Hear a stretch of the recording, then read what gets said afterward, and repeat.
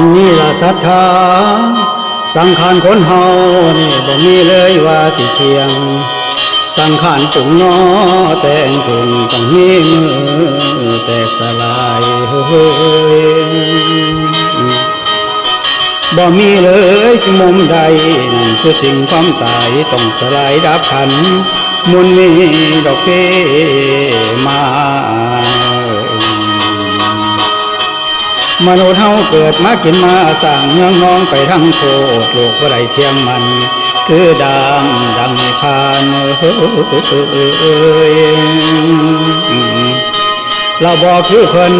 โกบันตัดกิเลสใจบ่ได้ห่วงพันธะตั้งแต่องค์สัมมาเพิ่นอย่างไรเวียงวังบ่ห่วงอย่างดอกทางสิ้น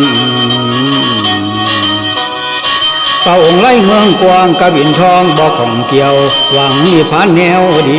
ยวลาบยศเสียสละสินบ่มีโอดอกอาวนำโตของเพิ่นเปรียบดังน้ำสั่งก่อบ่มีเต็มละบ่มีเผ็ดมีเค็ม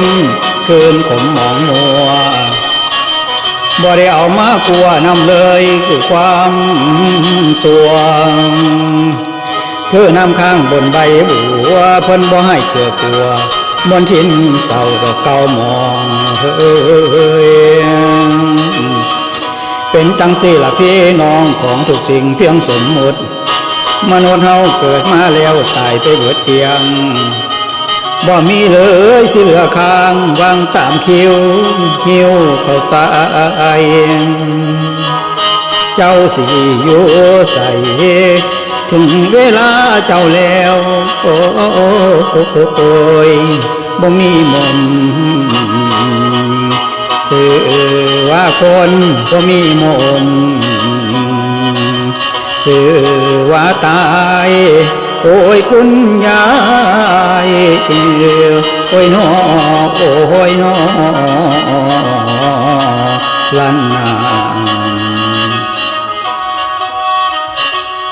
ระลึกถึงความตายอยู่เสมอเพื่อบ่ให้ประมาทพลาดพลั้งเพื่อบ่ให้ความโลภ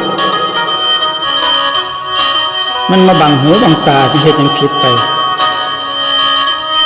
สิไปรีอยู่ไสก็รีบ่พ้นดอกหอดมือหอดยามมันแล้วลองรีเบิ่งสิขุดงูอยู่คือกระปูบ่สิลีกสิลีได้บ่มีบ่ได้เด้เตรียมพร้อมเท่านั้นละเตรียมพร้อมเตรียมจิตเตรียมใจยอมรับกับมันสา